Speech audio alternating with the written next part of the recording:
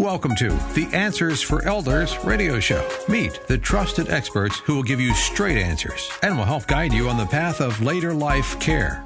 Now, here's your host, founder, caregiver, and CEO, Suzanne Newman. And welcome back, everyone, to Answers for Elders Radio Network. And we are here with my friend, Joan Rettmann, who is the Regional Sales Director for Transforming Age.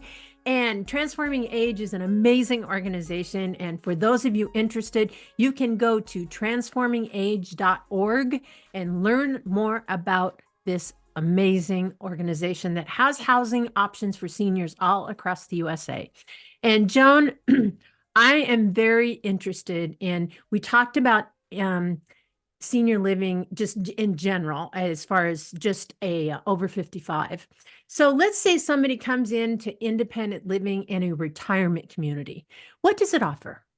You know, there are some things that most communities generally have, and there are also a lot of variables within each of those categories too. But generally, one of the things that a lot of people appreciate most that independent living offers is some sort of a release from some of the domestic responsibilities like housekeeping, for instance. So usually housekeeping is part of it. It could be weekly, it could be bi-weekly, depending on the community, but not having to do that is oftentimes quite appealing to a lot of folks.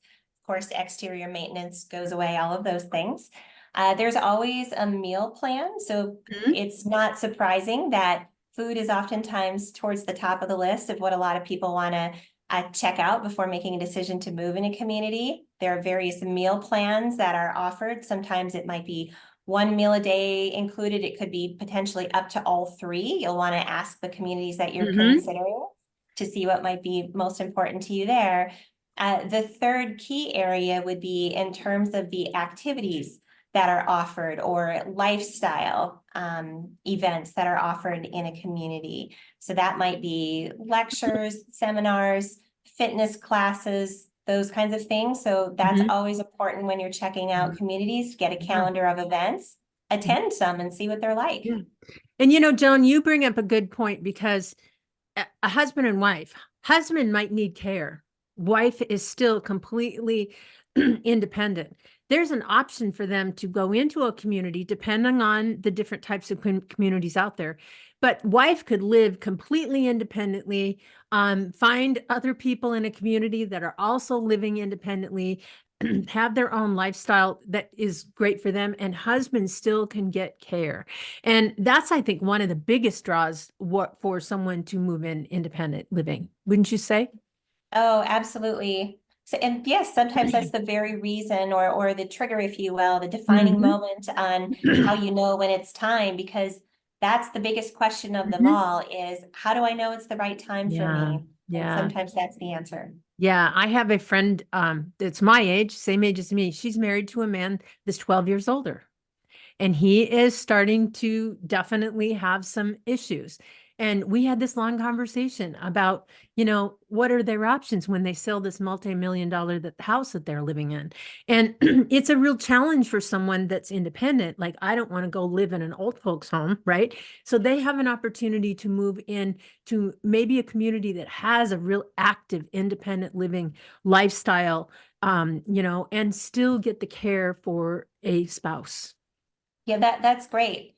But, you know, that brings up another good point that you make sure that you're spending the time that you feel you need to explore your options, because even just using the term independent living, it can be quite different from one to the next. So depending on the vibrancy level that you're looking for, the only way to really know is spend time in the communities, because independent living is used as a term amongst many different models. Absolutely. Good point. Now, there's other retirement communities that are just strictly independent living, but they also have meal services, different things like that. What are the options if one moves into a place like that? So usually if it's, say, one that's just independent living and there aren't additional care levels available, it's usually, I would say, on the lighter side with meal services that are often. So it might be one meal a day that's included. Housekeeping may not be as frequent as, say, in communities that offer additional levels of care. There might be a great activities calendar, but it might not be quite as robust as say other models. So again, I think regardless of what option you're looking for, it's good to compare a model to maybe one that you understand might be slightly different to make sure those differences become very clear. Yeah. So we are going to talk about the own special type of care options that Transforming Age has right after this. And Joan and I will be right back. We're going to talk a little bit about life care communities. What are they and why are they so special in our industry? And Joan and I will be right back right after this. We at Answers for Elders thank you for listening. Did you know that you can discover hundreds of podcasts in our library on senior care? So visit our website and discover our decision guides that will help you also navigate decision making. Find us at answersforelders.com.